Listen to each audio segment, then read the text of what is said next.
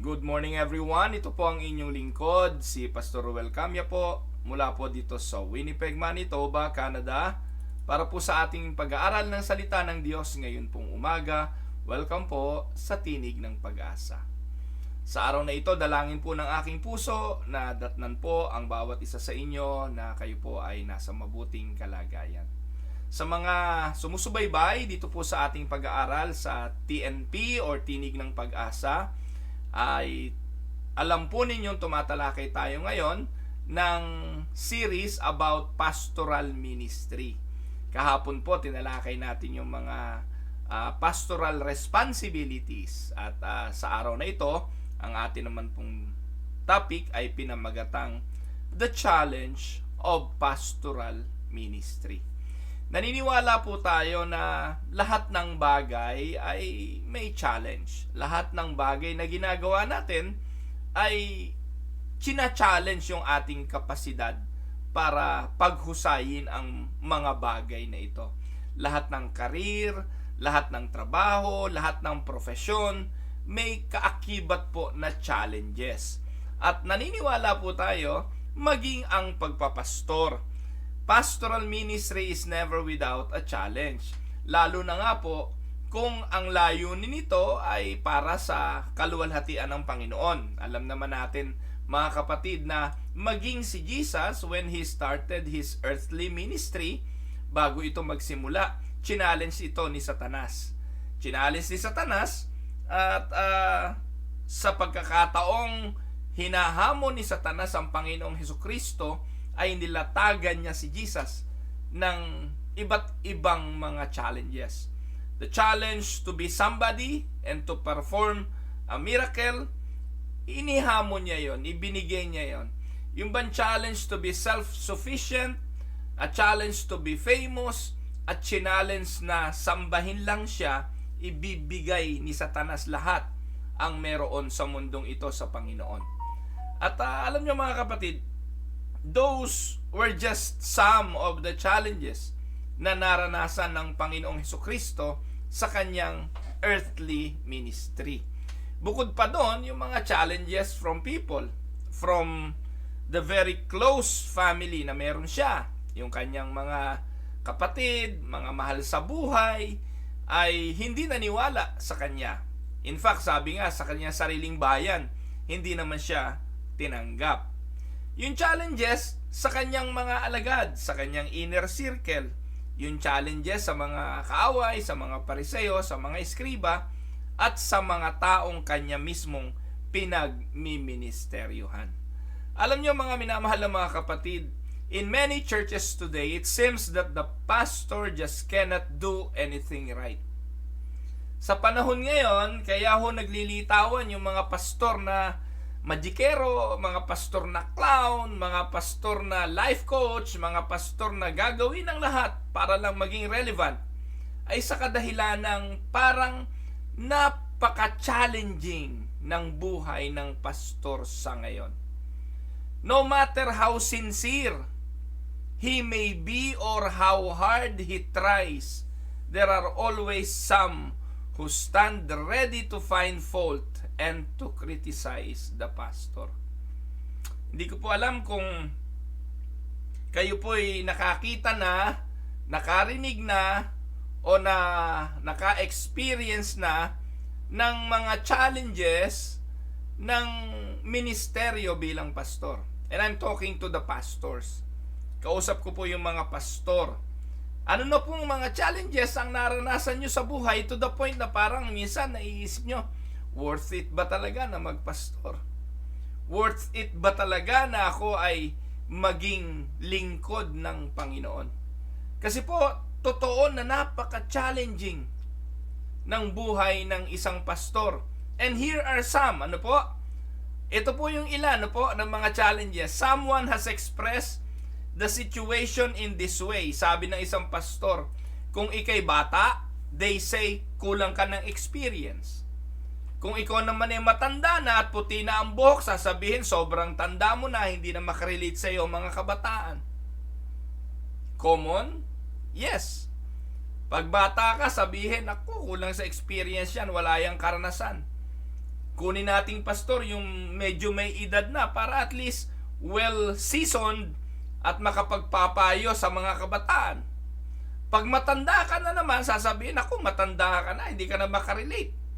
Yung mga kabataan ay hindi na makasunod o hindi ka na makasunod sa mga linggo, sa mga uso, sa mga bagay na ginagawa ng mga kabataan. Pag ikay maraming anak, let's say 5 hanggang 6 ang anak mo, sasabihin nila, ang daming anak niyan, burden masyado yan. Pag wala naman siyang anak, sasabihin, ako, hindi magandang example yan. Kasi talaga hong kasama at package yata sa pag-hire sa pastor, yung kanyang pamilya. Lalo po dito sa Canada, kaya nga dito ang gusto nila binata Ayaw nila ng may sabit, ayaw ng may asawa, ayaw ng may mga anak, dahil pakiramdam nila masyadong burden para sa kanila kung buong pamilya ay naandito. Kaya ang requirements ng mga simbahan dito, kuha tayo nung single, o kung may asawa naman, isa lang ang anak, o kaya wag masyado madami. Kasi pag madami, napakahilig naman yung pastor na yan, o kaya naman, napaka-burdensome naman yan para sa atin. Pag nag-sermon at nagbabasa ng kanyang sermon, sasabihin, naku, si pastor naman, sardinas lang ang kinakain natin.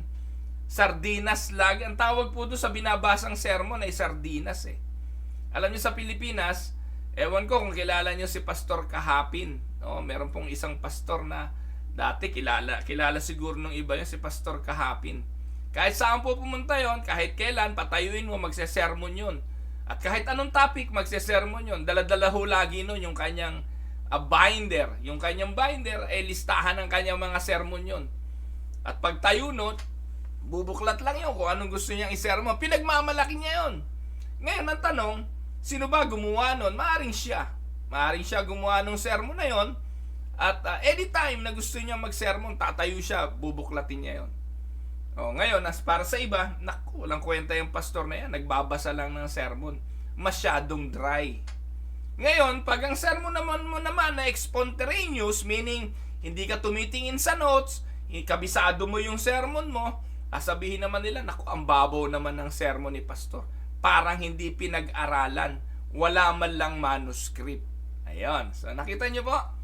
If he is attentive to the poor people in the church, they claim he is playing to the grandstand. Pag ang pastor ay medyo makamahirap, medyo nandun sa masa, sasabihin, ako, namumuliti ka. Nagpapag-grandstand. Pero pag nagbigay naman ng atensyon sa mga mayayaman, doon sa mga may pera, sasabihin, naku, mukhang pera yan. He is trying to be an aristocrat. Gusto niyang, tawag doon, maging sikat din o maging dikit sa mga mayayaman para sa pinansyal na pakinabang. Ano pa? If he uses too many illustrations sa sermon, sasabihin, naku, puro illustration, walang Bible. Dapat ang pagsesermon ay biblical at hindi puro kwento lang, hindi puro illustrations. Pag hindi naman gumamit ng kwento at ng story o ng illustration at puro Bible lang, sasabihin, naku, hindi naman siya maintindihan. Dapat gumamit siya minsan ng mga kwento. Si Jesus nga gumamit ng parable para namang hindi nag-aral. Ayan. Kapag kinondenan niya ang mali, nagsermon siya tungkol sa mga kasalanan, sasabihin he is cranky. But if he doesn't preach against sin, sasabihin nila compromiser. Si pastor compromiser. Hindi sinesermon ang kasalanan dahil may mga tao sa loob ng church na iniiwasan niyang masaktan. If he preaches the truth, sasabihin, si pastor naman napaka-offensive. Ang sakit magsalita. If he doesn't preach the truth, sasabihin, si pastor naman hipokrito. Nakikipag-compromise. If he fails to please everybody, he's hurting the church and ought to leave. If he does please everybody, sasabihin si pastor, walang convictions. If he drives an old car na karag-karag, sasabihin ng mga miyembro, si pastor naman, nakakahiya. Lumalabas na nakakahiya tayo, parang hindi natin siya pinapasweldo. Pag nag-drive naman ng magandang kotse at bago, sasabihin, he is setting his affection upon earthly things. Si pastor naman, masyadong magarbo, masyadong maluho.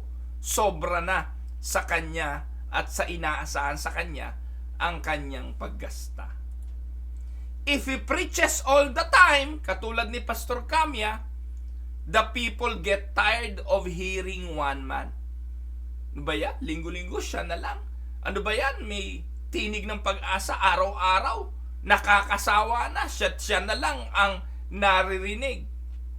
Kapag nag-imbita naman ng ibang speaker, sasabihin ng miyembro, ba naman yan si pastor? Dagdag gastos pa yan. Magbibigay pa tayo ng love gift dyan sa speaker na inimbitahan.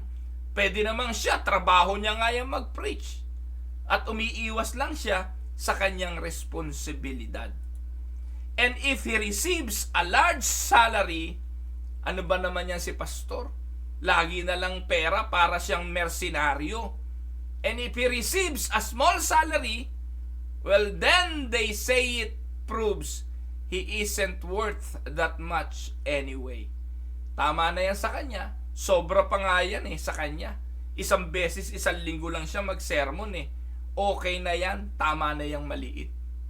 Mga minamahal na mga kapatid, sabihin ninyo kung hindi totoo ang mga obserbasyong ito. Kayo na mga bahagi ng ministeryo ng pastor at kayo na nasa ministeryo ng pagpapastor, sabihin ninyo kung hindi challenging ang maging isang pastor. Ang resulta nito, mga kapatid, as a result, when a pastor is called to a church today, the pastor is expected to have superhuman, almost supernatural qualifications.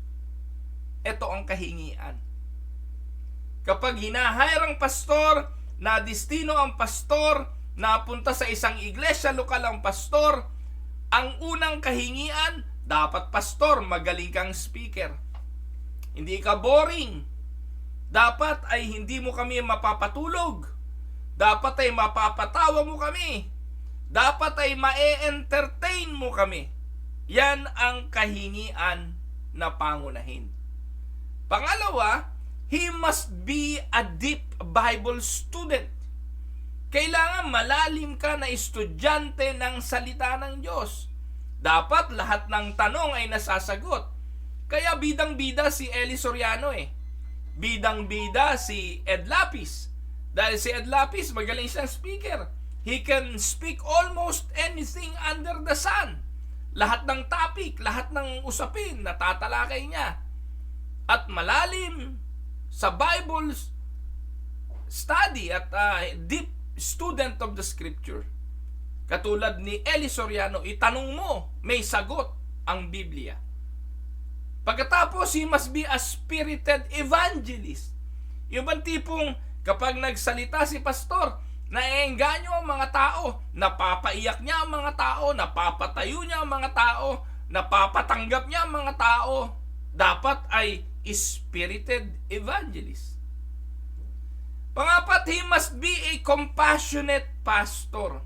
Mahabagin, maawain. Ayaw nila ng pastor na masakit magsalita. Ayaw nila ng pastor na sumasaway sa mga maling gawa. Ayaw nila ng pastor na nagsasabi ng katotohanan. Okay lang na bulahin sila ng bulahin.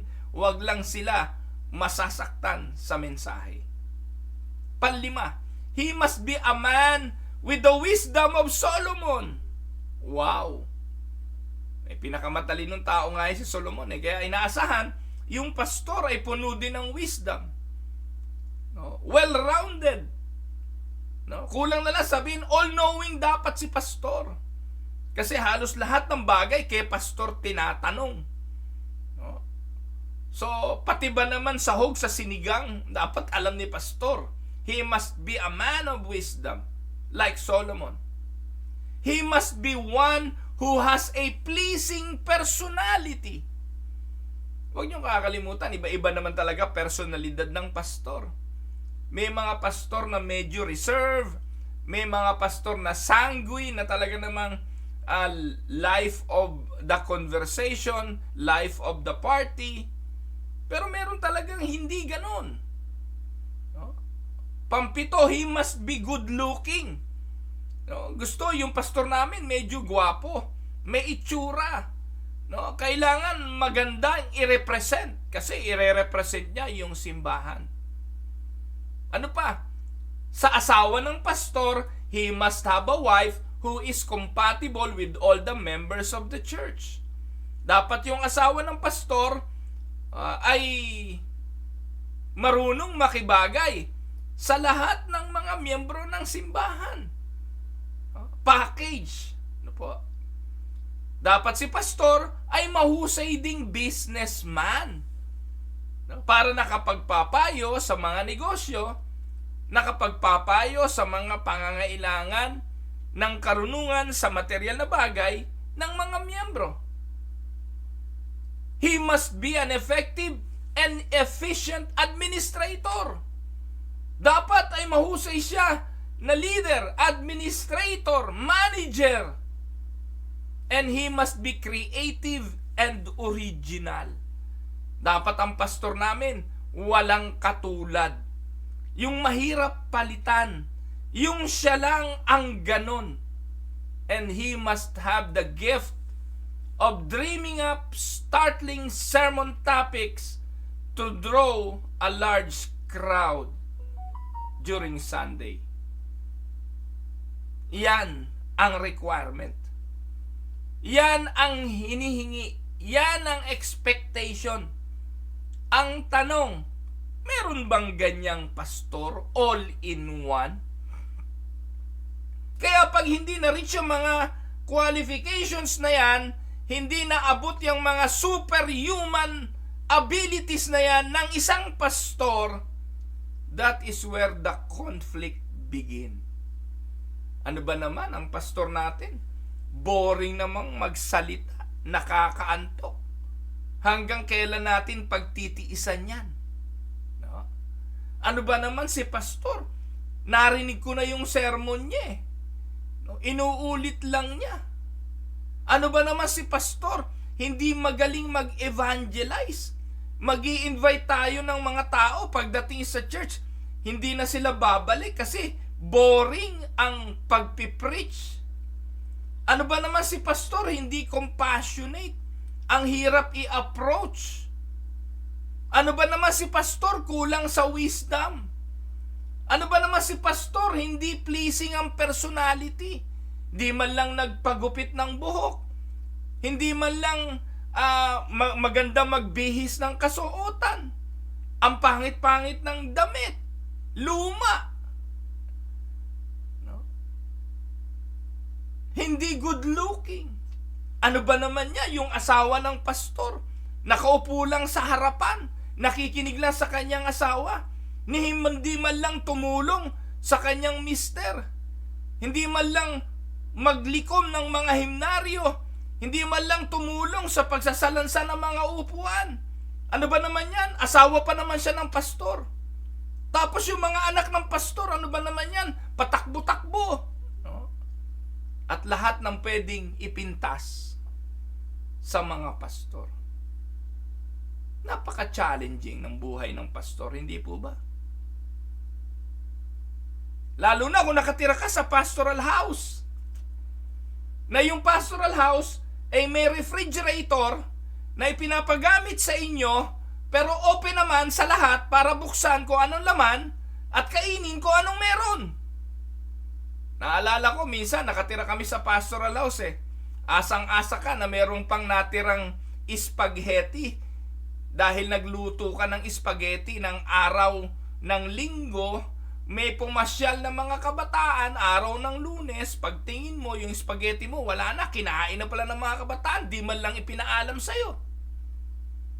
Dahil ang pakiramdam nila, yung simbahan ay pag-aari ng kahit sino man, pati yung refrigerator pinapakialaman. Challenging din, no? Yung loob ng simbahan, dahil doon ka nakatira, kailangan linisin mo. Ikaw na rin ang janitor, ikaw na tagalinis. Pag hindi mo nilinis at dumating ang mga miyembro na parang sila may-ari ng simbahan, sasabihin, Pastor, ano bang ginagawa nyo? Di nyo man lang nilinis tong mga to. Tagadili ka ng halaman doon sa simbahan. Tagalinis ka ng bakuran, tagawalis ka ng surrounding ng church. Challenging. Nagrereklamo sila sa kasuotan mo, pero ni minsan di ka naman nila naibili ng isang barong man lang o isang suit or Amerikana. Nagrereklamo sila sa buhok mo. Hindi ka nakapagpagupit, wala man lang nag-abot sa'yo, pambarbero. O kaya naman nagsabing, Pastor, ako po'y marunong magupit, ako na maggupit sa inyo. Ang tanong, sa lahat ng inireklamo mo sa pastor mo, may nai-contribute ka man lang ba sa ikaaayos at sa ikahuhusay niya? Reklamo ka ng reklamo na yung pastor mo kulang ng wisdom. Nabigyan mo ba man lang ng allowance para i-enroll sa isang postgraduate course to improve?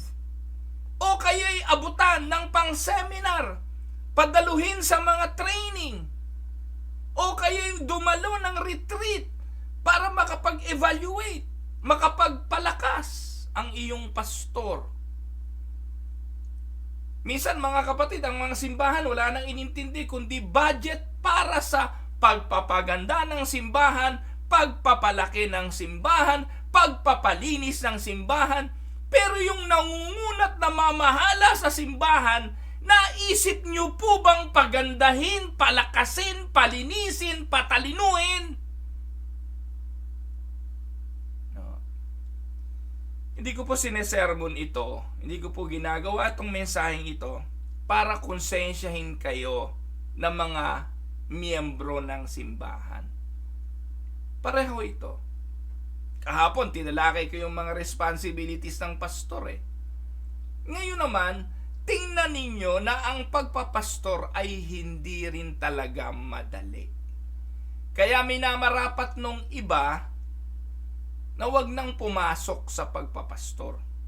Kaya no wonder ang nakukuha ninyong mga pastor ngayon, kung hindi mukhang pera, scammer at mapagsamantalang mga pastor, ay mga pastor na wala na lang mapuntahan kaya nagpastor. Hindi dahil mahal nila ang pagpapastor, hindi dahil tinawag sila para magpastor. Rare breed na ang totoong mga pastor sa panahon ngayon. Kaya aaminin ko po sa inyo, kahit ako nahihiyang magpakilalang pastor sa harapan ng mga public people. Dahil ang tingin nila kapag pastor, wala na lang ibang option yan, hindi na lang nakapag-aral yan sa kursong gusto niya para magkaroon ng karir, kung hindi napilitan lang yan at naitulak sa pagpapastor because of no options left for him. Or, kaya yan nagpastor, gusto niyang magpayaman. Ganun lang po mga kapatid ang paningin ng mundo kapag ikaw ay pastor. Kahapon po, yung telepono ni Mrs. Camia, wala po yung data. Actually meron po, ang data nun 200 MB lang ho 200 MB. So, naaawa ako dahil sabi ng Mrs. ko, pag nasa trabaho siya, call and text lang yung pwede niyang gawin. Minsan kapag break time gusto niya mag-surf sa internet, hindi niya magawa kasi yung data niya limitado. Sabi niya, tatay, dagdagan mo naman ng data tong aking phone. So yesterday pumunta po ako sa kanyang provider at merong offer 30 gigabytes na po for 30 something, almost $40. Ano po? Kaya kinuha ko na. Ngayon, ang requirements, ako yung nagpapalit. Akin naman yung account. So sabi niya, ano po bang trabaho nyo? Sabi ko, bakit tinatanong ang trabaho ko nito? So, first time lang po, madalang po yun na dito tinatanong yung trabaho ninyo. Pero siguro, curious. Tinanong ako, ano trabaho nyo? Sabi ko, I am a church pastor. Tiningnan ako mula ulo hanggang paa. I don't know why. So, wala naman siya sinabi. Pero, pag uwi ko, at the back of my mind, sabi ko, ba't kaya niya tinanong ko anong trabaho ko? At ano kayang nasa isipan niya nang sinabi ko na ako ay pastor? Minsan tatanungin mo sarili mo, no? Ano kayang sinasabi ng mga taong nakapaligid sa iyo kapag nalaman nila na pastor ka? Ikaw kaya'y nagpastor dahil wala ka na lang option? Ikaw kaya'y nagpastor dahil ikay mukhang pera at sakim sa katanyagan? O ikay nagpastor dahil tinawag ka talaga ng Diyos sa pagpapastor? Mga kapatid, napaka-challenging ng buhay ng pastor. Kaya pag meron kayong pastor, mga kapatid na nakikinig sa akin, na yung pastor ninyo matino, na yung pastor ninyo mahal kayo, mahal ang ministeryo, mahal ang Panginoon, at devoted sa kanyang gawaing paglingkuran ang kawan ng Diyos, mahalin naman ninyo. Sumunod kayo at lalago kayo.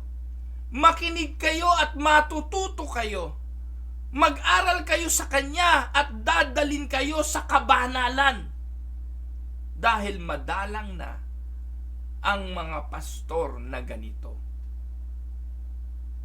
Alam niyo mga kapatid, sabi nga po nila, a good pastor must have the strength of an ox, the tenacity of a bulldog, the daring of a lion, the wisdom of an owl, the harmlessness of a dove, the industry of a beaver, the gentleness of a sheep, the versatility of a chameleon, the vision of an eagle, the hide of a rhinoceros, and the perspective of a giraffe. Can you imagine? Ang tindi, no? Dapat ganyan daw ang pastor eh. Pero ang natuwa ako dyan, mga kapatid, the hide of a rhinoceros. Ano pagkaintindi niyo ron? Dapat daw ang pastor makapal ang balat katulad ng rhino. Yung rhinoceros panain mo, tatalbog la pana dyan ang kapal ng balat niyan Dapat daw ganun din ang pastor Hindi matatampuhin. Hindi balat ng sibuyas, kundi balat ng rhinoceros. Dahil kung talagang manipis ang balat mo, hindi ka na tatagal sa ministeryo. Tatalsik at tatalsik ka. Sa dami ng reklamador. Pag napahaba sermon, ang haba ng sermon. Pag napaiksi, ang iksi. No? Hindi mo na alam kung saan ka lalagay Pero ang lagi naman sinasabi, nakakatuwa naman pagbaba mo sa pulpit, ang ganda ng sermon, pastor. Na-bless ako sa sermon. Hindi mo na alam kung anong paniniwalaan mo Alin ba nga paniniwalaan ko? Yung na-bless ka? Na pagpala ka? Actually, hindi ko naman concern kung nagandahan ka sa sermon ko. Importante sa akin, may natutunan ka. Dapat matapang ka, parang bulldog daw. Daring, parang leon. Pero ang tanong, meron ba talagang ganyang pastor? Hindi lang daw yan, mga kapatid. Dapat meron ka ring disposition katulad ng anghel. Wow! The endurance of a camel. The bounds of a kangaroo. The stomach of a horse. The loyalty of an apostle. The faithfulness of a prophet. The tenderness of a shepherd. The fervency of an evangelist. The devotion of a mother. Ito malupit. And then, He would not please everybody. Kahit nasa iyo lahat yan, mga kapatid. Nasa iyo lahat ang katangiang yan. Ang katotohanan, mga kapatid, hindi mo pa rin mapiplease ang lahat. Amen? Now, let us go to most common pastoral care challenges. Makinig kayo, mga pastor. As a pastor, every day comes with unique blessings and challenges. Yun naman ang realidad eh. Ang bawat araw sa buhay ng pastor ay puno ng mga pagpapala at ng challenges. Hindi ko naman sinasabing sa sobrang challenging at sa sobrang hirap ng buhay ng isang pastor ay dahilan para ikaw ay umayaw ng magpastor. Huwag niyong kakalimutan, kung may challenges ang buhay ng pastor, may blessing din ito. Take note that the pastoral care is one of the most important jobs. But it can also be very, very demanding. Pag sinusweldohan ka ng iyong miyembro o sinusweldohan ka ng simbahan, ang requirement sa iyo 24/7, parang 7-Eleven, bukas 7 days a week. No po? Ganun ang inaasahan eh. Ang nakakatawa, may mga leaders ng simbahan, may mga council, uubligahin ka na mag-opisina from 8 a.m. hanggang 4 or 5 p.m. Ang tanong, ano gagawin mo, pastor, sa loob ng simbahan ng 8 oras? Sa 8 oras, sa loob ng simbahan, nasa opisina, nagbabantay ng telepono. Sa karanasan ko bilang pastor, nakakaraos ang 1 buwan, walang tumatawag sa aking miyembro. Lalo dito sa Canada. Siguro sa Pilipinas, madalas nung araw. At yung mga tumatawag, nakikichismis lang naman. Yung iba naman tumatawag, nagrarant lang naman para sa isang kapatid. Tatawag sa iyo, isusumbong yung si kapatid na ganito, susumbong yung pangulo ng ganito, susumbong yung mga nasa leadership. Ganun ang mga commonly tumatawag. Kung sino yung mga walang magawa, hindi busy, mga gustong makichismis sa buhay ng pastor, gusto ring malaman yung mga kwento ng pastor, kaya tumatawag sa telepono. Pero most of the time, wala naman tumatawag, humihingi talaga ng payo, humihingi ng wisdom, o kaya'y humihingi ng Bible study. Wala ang ganun. Kaya most of the time, yung pastor, pinag-oopisina, baka sakali meron tutubos ng birth certificate, o kaya may dadala o kukuha ng baptismal or ano tawag doon, baptismal certificate, o magpapaschedule ng kasal, magpapaschedule ng libing o binyag. Hindi naman trabaho ng pastor yun. Kaya nga yung simbahan may mga sekretary, may office secretary. Pero para makatipid, sasabihan, ikaw na lang pastor, ikaw na rin ang sekretary. At doon ka, pastor, sa simbahan 8 oras. Ang tanong, pagkatapos ba ng 8 oras, malaya na yung pastor? Hindi. Pagkatapos ng 8 oras, kung kailang nasa bahay ka na, nasa bahay na rin yung mga nagsipagtrabaho. Noon ka naman aabalahin itong mga to. Kung kailan tapos na yung 8 oras mo, doon ka makakarinig ng, pastor, mag-visitation po tayo. Kasi doon available yung elder mo o yung deacon mo kasi nagtatrabaho sila. Sila ngayon yung magsisipag-sipagan, aabalahin ka. Manong sila na lang ang gumawa, tapos na yung 8 oras mo eh. Pero dahil itinali ka doon sa 8 oras mo, doon sa opisina, hindi mo na ngayon nagawa yung gawain mo sa bahay para sa iyong mga anak, sa iyong asawa, dahil itinali ka doon. Pagkatapos, pagdating nung gabi, pagkatapos ng ministeryo mong 8 oras, extended pa yun dahil doon nyo gagawin yung mga Bible study nyo sa gabi, dahil doon available yung mga miyembro. Doon nyo gagawin yung mga pag-aaral. Doon yung prayer meeting. Doon ang mga activities sa gabi. Kaya si pastor, sa katotohanan, ang isa sa pinakamalaking problema niya ay oras. Time is the most precious thing as a pastor. You need time for Sunday preparation. You need time for staff meetings. You need time for congregation members and your family. And there's never enough of it to get every aspect of your life to 100% completion.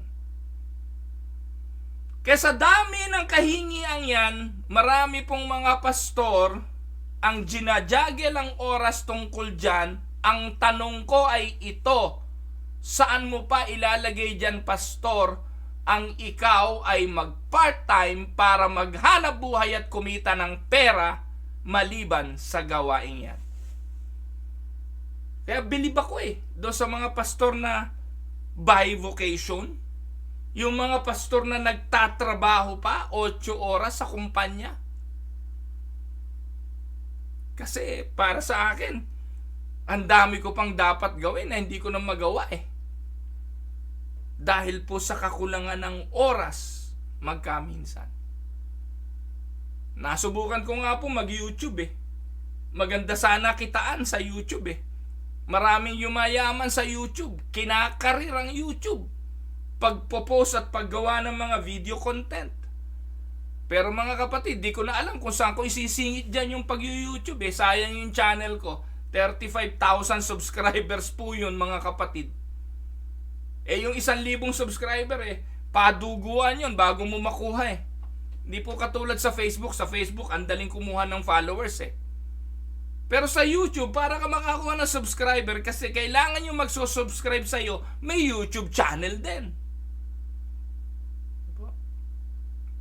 Kaya, mga kapatid, oras ang isa sa very challenging sa buhay ng pastor. Lalo na kung ang pastor ay bago pa lang nagpapamilya. Bago pa lang nag-a-adjust sa kanilang relationship na mag-asawa. Bago pa lang magkakaanak. Bago pa lang magbibuild ng karir. Bago pa lang sa kanilang pamumuhay. Napakabigat. Oras para sa mga bata. Oras para sa asawa. Na ang mga miyembro, dahil sinusweldohan ka, pakaramdam nila, pag biningwit ka, magbigay ka ng oras sa kanila, dahil kung hindi, irresponsable kang pastor. Na kapag tinawagan ka, dapat antimano nandun ka. Kaya dapat ikaw, pastor, mahusay ka sa planning. Dapat ikaw, pastor, ay marunong ka sa kalendaryo. Dapat marunong kang mag-kalendar. Marunong kang maglista. At kapag wala sa kalendaryo, mapapahama ka. Itala mo sa kalendaryo ang oras mo para sa mga anak mo, anniversary ninyong mag-asawa, birthday ng mga anak mo. Napakalungkot. Alam mo yung mga miyembro ng birthday ng mga miyembro mo, alam mo kung kailan mo papasyalan yung miyembro mo. Meron akong kilalang pastor wala nang ginawa kundi bumati ng birthday ng mga miyembro meron ako alam na pastor lubog baha hanggang dibdib. Hanggang dibdib. Dahil birthday nung isa sa pinakamayamang miyembro. Kahit baha sinuong ni pastor. Para lang siya ang unang-unang bumati doon sa pinakamayamang miyembrong yon. Kaya nung isang minsan narinig ko nag-testimony yung pinakamayamang miyembrong yon, ang sabi niya, hindi ko malilimutan si pastor. Bahang-baha hanggang dibdib. Dahil birthday ko. Siya ang unang pumunta sa bahay ko. Pambira ka naman, pastor. Ang tanong ay ito, ginagawa mo ba yan sa lahat? O dahil iyon ang pinakamayamang miyembro? You need to learn how to use time properly. Kasi challenging talaga yan. Kaya eto naman mga miyembro, pag ang pastor ay alam ninyong oras na ng pahinga, pahinga na yon. No? Dapat alam nyo rin na magbigay ng panahon para sa pastor sa kanyang bakasyon. Pinagbabakasyon nyo ba yung pastor nyo? Sasabihin nyo, pastor, bakit hindi ka magbakasyon? Ang tanong, na-consider nyo ba na bigyan naman ng pambakasyon? Baka naman kaya hindi makapagbakasyon, walang gagastahin sa bakasyon. Sasabihin niyo, dapat magbakasyon ka, pastor. Wala ngang pangbakasyon eh.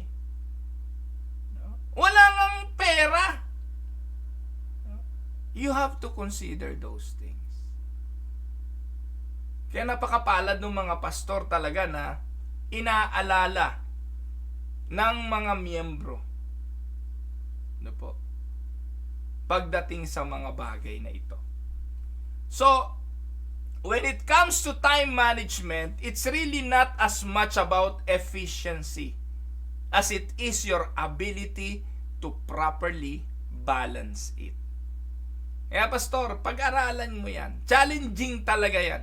That is one of the most common pastoral care challenges. The challenges of time. Amen? Ngayon, pangalawa, yung tinatawag na emotional wear. Pastoral care is a heavy job. You are coming to better understand your congregational members along with their deepest struggles. You are expected to respond to those situations with grace, gentleness, and empathy, and to invest in them. As much as we might all agree, it is an important role, and there is no denying that it is emotionally fatiguing. Amen? Kaya, aminin man natin o hindi, sa dami ng mga bagay na naririnig ng pastor, mga suliranin ng mga kaanib ng pastor, lahat ng ito napapasan ng pastor. Emotionally challenging ang maging pastor. Sa umaga, may counseling ka sa mga kabataan na nagiging sakit ng ulo, sa mga rebellious children. Pagdating ng gabi, relationship problem ng mag-asawa, yung mga infidelity, financial problem, issues about almost anything under the sun.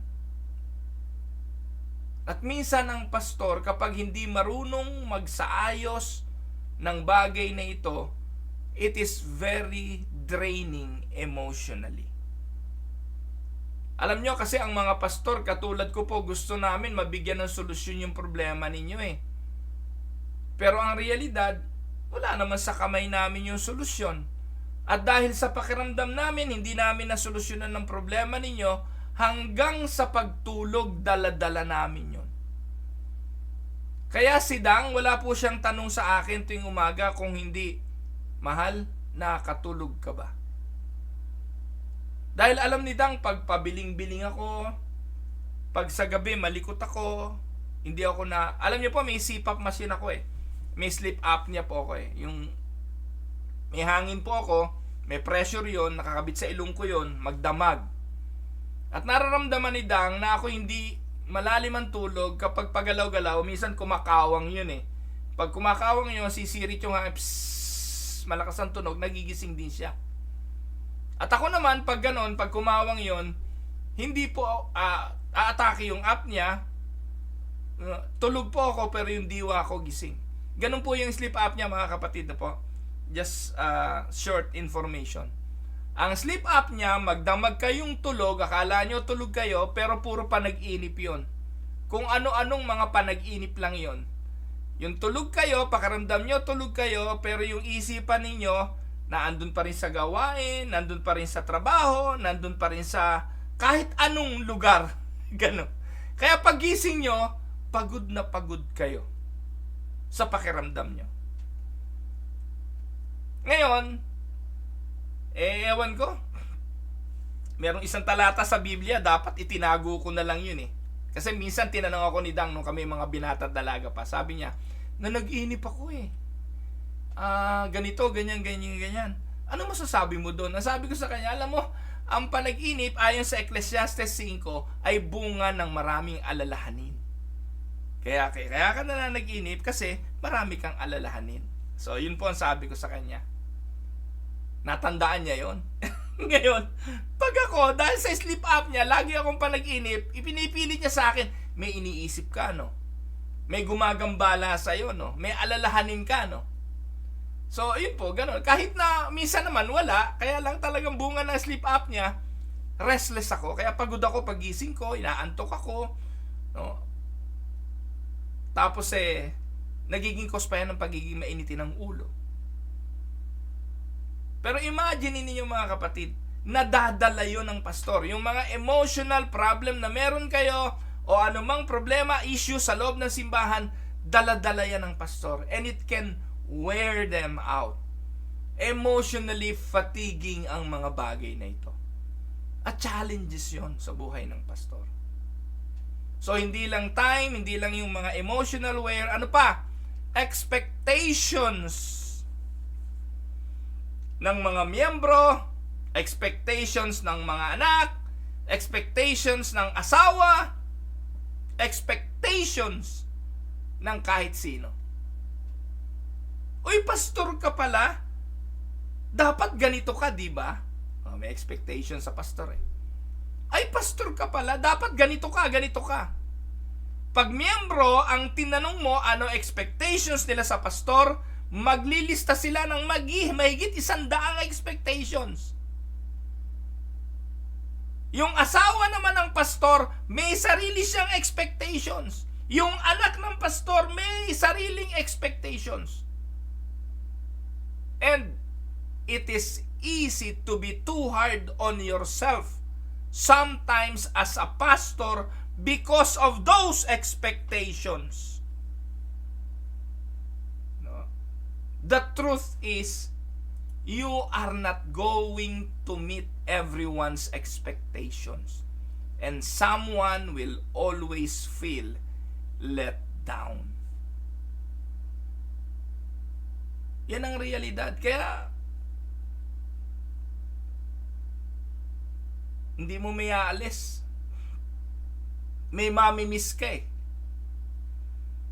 Pag nagsabay, yung mga okasyon, mahalagang mga okasyon,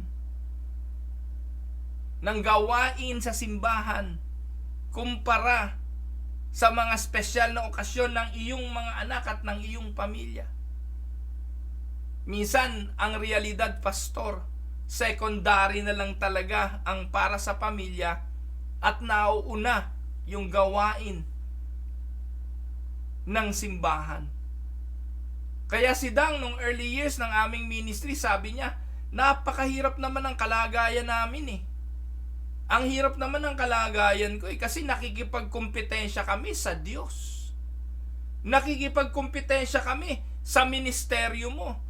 Nakikipag-agawan kami ng oras. Hindi sa trabaho mo, kundi sa devotion mo, sa paglilingkod sa Panginoon. Alam namin hindi kami mananalo doon. Di himig ng paghihinanakit, hindi po ba? Himig ng pagdaramdam. Kasi pag ang inuna ng pastor yung okasyon ng pamilya, ay may na left out na okasyon sa gawain ng simbahan, sasabihin, ano ba naman yan si pastor? Sinusweldohan siya eh. Dapat priority niya yung gawain ng simbahan. Kasi ine-expect sa iyo yun eh. Ano ba naman yan si pastor? Inuna pa yung bakasyon ng pamilya niya. Alam niya, may gawain ng simbahan. Dapat linggo nandito siya. Lalo na pag mga araw ng first Sunday, communion. Hindi ka pwedeng wala doon, pastor, kasi ikaw lang ang gagawa ng communion. Sino ba may sabi sa inyo na dapat pastor lang ang nagko-communion? Pero dahil doon, hindi ka na makaalis because of the expectations. Minsan tuloy, no? Sasabihin ng mga bata, hindi naman namin sinabing ipanganak nyo kami. Ano ang tawag doon? Hindi naman namin pinangarap na magkaroon kami ng tatay na pastor eh. Mas okay pa kung ang tatay namin trabahador na lang. Pagkatapos ng 8 oras, nasa bahay na eh. Pero pastor, ang katotohanan, kahit anong gawing tumbling, you cannot expect to meet everyone's expectation. Someone will always feel let down. Sabi nga ni James Ingram I did my best, but I guess my best wasn't good enough. Tama, hindi po ba? But that is the most important thing. Try your best to care for each and every person and give them your full attention whenever you can. Ganun lang. But at the end of the day, at some point, it is simply not realistic for every person's expectation to be met. Amen? Tandaan mo, pastor, pinakawalang kwentang klaseng buhay ang wala ka nang inisip kundi yung opinyon ng iba. Yung pasayahin ng iba, pasayahin ng lahat.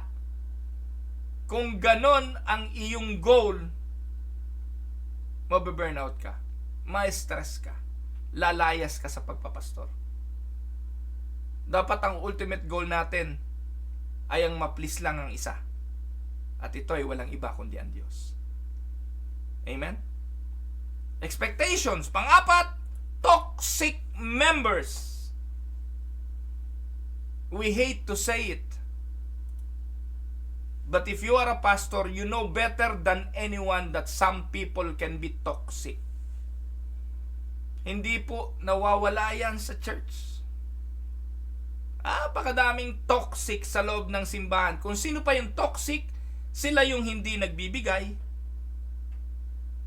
Sila yung hindi dumarating sa oras, laging late. Sila pa yung hindi nakaka-contribute. Sila yung mga sumisipsip ng ministry nung mga tapat na naglilingkod. Sila yung humuhugot, kumukuha ng lakas ng isang pastor. Sa Biblia, marami niya yung mga pangalang Diotrepes. Yung mga binabanggit ni Pablo kay Timoteo na ingatan niya, mga taong sakit ng ulo sa simbahan. Problema, di mo naman mapalayas yan. At isa pa, ayaw naman lumayas. Sarap sana kung mag-aalisan yung mga toxic na yan Pero hindi. Nilagay na ng Panginoon yan dyan challenge. Sila yung mga tao na walang pakundangang magsalita. Pastor, ano ba naman? Haba sermon mo, iksaya mo naman. Sila yung mga nagbibilang ng mga malimong grammar na parang sila napaka-perfecto sa English. Sila yung mga nagbibilang ng mga maling salita mo, maling verse mo. Okay lang naman mga kapatid, bawat talata bubuksan ninyo, tingnan ninyo talaga. Pero hindi mo bubuksan para tiyakin kung tama yung verse ni pastor mo o hindi. Ang importante ay alam mo na nagkamali si pastor mo, di approach mo siya mamaya, sabihin mo, pastor, mali po yata yung verse. Ako po nagpapasalamat din doon sa mga nagko-correct sa akin dahil minsan talaga mga kapatid, aminin man natin o hindi, may mga talata kang bubuksan out of nowhere na hindi nakasulat sa manuscript mo dahil alam mo nasa Bible yung minsan nako-quote mo, mali pala yung verse, nagkakabaliktad yung number tsaka yung text. Pero I think those members na nagbibigay ng paalala. Pero yung mga taong ang hinahanap yung mali. Ang hinahanap yung hindi nila gusto. Nako, mga toxic. Yung kanilang anger or frustration is haphazardly and harmfully projected at you and other members. Yung ba mga tao, yung frustration nila sa pamilya, frustration nila sa kanilang mga anak, frustration sa asawa, sa iyo ibabaling. Yung frustration sa trabaho, sa iyo ibabagsak. Ito yung mga toxic. Ano po? Not only are you left trying to figure out how to address the issues that they have with you, you are also putting out fires between them and other members who had been inadvertently hurt by their words and actions. Toxic members. Susunod, panlima, communication.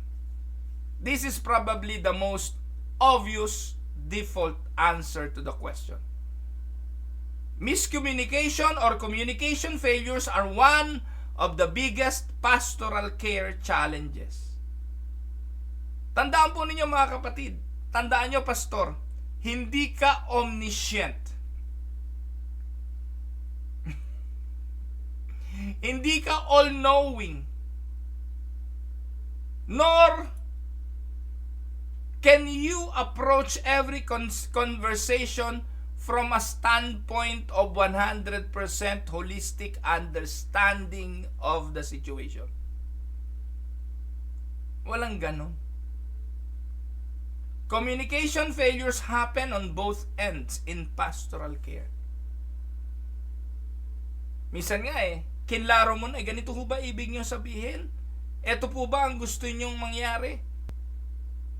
Tapos minsan hindi pa rin kayo nagkakaintindihan. Minsan nga kayo namang mag-asawa Nangyayari naman sa mag-asawa, sa mag-anak, sa pamilya. Sa simbahan pa hindi magkaroon ng mga miscommunications. Kaya napakahalaga ng regular meeting, ng regular caucus, ng regular huddle, kung anong gusto nyo itawag. Para at least yung leadership ng church nagkakaisa sa mga ibababang information. Ang mabigat dito, yung kasama ng pastor na nagplano, yung mga kasama ng pastor na nagdisenyo ng mga gagawin sa loob ng simbahan, pag may nag-disagree miyembro, itong mga kasama niyang leaders maglalaglagan at ituturo si pastor. Ewan ko po paano setup ng inyong mga simbahan, pastor. Kasi po kami, Presbyterian kami, meron kaming council. Alam niyo po ba, sa Presbyterian way, sa amin pong sistema, hindi po ang pastor ang nagpapasya. Ito nakakatawa No, sinasabi ng mga miyembro, si pastor naman ang nasusunod. Kailan? Si pastor lang naman ang may gusto niyan. Tanong kailan? Sa lahat ng mga miyembro ng konsilyo, lalo nung church na aking pinaglilingkuran ngayon, tatanungin ko kayo, kailan nasunod si pastor? Kailan nagmungkahi si pastor? Kailan nagsabi si pastor na ganitong gawin natin para sa simbahan? Mga minamahal na mga kapatid, para po sa nakakaintindi ng parliamentary procedure, walang motion na nanggagaling sa pastor. Ang pastor ang gumagawa ng agenda ng meeting for the approval of the members of the council. It must be presented as a motion, seconded, at kung walang tumutol, approve. Lahat ng nangyayari sa simbahan, budget, activity, plans, and everything, it was a motion given by one of the member of the council, seconded, and it is approved or it was approved. Ang pastor moderator lang. Tapos may maririnig na ko, kaya ayoko nang magsalita, bebenggahin ka na naman ni pastor. Kailan nangyari na si pastor ang nasunod? Nakakatawa minsan, di po ba? Samantalang sila naman ang nagmumungkahi. Yung mga leaders naman ang siyang nagpapa-approve. Si pastor, taga-communicate lang sa mga miyembro ng pinagkasunduan ng konsilyo. At makinig kayo mga miyembro, kapag may in-announce ang pastor, hindi si pastor ang nagpasya nun. Ibinababa lang ni pastor ang pinagpasyahan ng mga leader na ibinoto ninyo. Ganun yun. Ngayon, ito namang mga ibinoto nyo mga leader, ito nakakatawa. Pag may kumontra sa mga miyembro, sasabihin ng mga leader na ito, si pastor lang ang may gusto niyan. Si pastor ang tanongin ninyo. Kaya ang mga miyembro nagagalit kay pastor. Nakuha niyo po? Kaya pikon ako sa mga leader ng simbahan na mabuti pa ang pusit, may plastic sa likod, kayang panindigan ang kanilang pinagtibay. Tulong sana sa pastor kung yung mga nasa council, mga leaders, matatapang manindigan na yung kanilang pinagtibay aangkinin nila na kanilang desisyon. Pag tagumpay, sasabihin kanila. Pag maganda, sasabihin kanila. Pero pag tinutulan ng congregation, sasabihin, kay pastor yan. Ano tawag doon? Di ba mga traidor, taksil, ipokrito, at mga walang kwentang leaders. Yeah. Challenging talaga magpastor, mga kapatid. Nakakahabag din ang magpastor. Kaya pag hindi ka matapang-tapang, gagawin ka lang puppet. Tatalian ka sa dalawang kamay, sa ulo, sa paa, at pasusunurin ka ng mga manipulative na leaders ng simbahan kung saan ka dadalahin. At maraming mga pastor, okay lang naman sa kanila ang ganon. At itong mga puppet na pastor na to, nasaan sila? Nandun sa malalaking simbahan. Malalaking mga simbahan na may-ari ay mga pamilyang makapangyarihan. Na yung mga makapangyarihang pastor, mga miyembro ng council na ito, kung ano lang ang sabihin kay pastor, iyon ang gagawin ni pastor.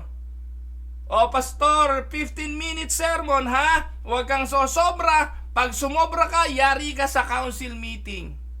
O pastor, ganito ka lang ha? Mga kapatid, pag ganon, ayoko nang magpastor. Hindi dahil sa gusto kong masunod. Pero ang importante po rito, yung katinuan ng ginagawa ng mga leaders ay dapat properly nako-communicate sa mga kaanib ng simbahan. Pero at the end of the day, reality bites. Kahit nga yung mag-asawa, ngipin at dila, nagkakagatan paminsan-minsan. Kaya, ito yung isa sa challenging sa buhay ng pastor. Learn to communicate properly. Now, tapusin na natin to. What to do with all of this? Anong dapat gawin sa lahat ng ito? Alam niyo mga kapatid, pastoral care can be one of the most rewarding activities. Kung papipiliin ako kung ano ang gusto kong profesyon, pipiliin ko pa ring maging pastor. I know it's a big job. And when the stakes are high, challenges are bound to ensue. But in spite of it, I will still choose to be a pastor. Because I know God called me to be one. Now, how do you deal with these challenges? Anyone who has worked in pastoral care or anyone who become a pastor will tell you that you need to have thick skin and decipher challenges as logically as you can. Assess whether claims are true or not through honest self-reflection. And spend time carefully thinking through your response so as not to escalate a situation that doesn't need to be escalated. In a nutshell, dahil tinanggap mong maging pastor, tatagan mo pastor. At yung mga bagay na dinadala sa iyo, suliraning dinadala sa iyo, concern na dinadala sa iyo, tingnan mo kung legitimate. Tingnan mo kung kailangang pagtuunan ng pansin. Kung hindi naman, palampasin. Huwag nang hayaang mag-escalate. Kung hindi naman makakaapekto ng masyado, pabayaan mo na. Do not make it your concern.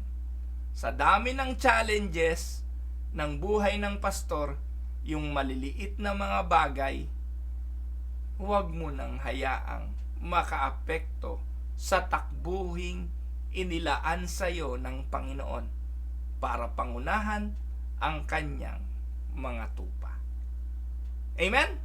So, purihin po ang Panginoon. I hope kayo na mga nakinig, kung kayo ay pastor, ay nakinabang sa bagay na ito.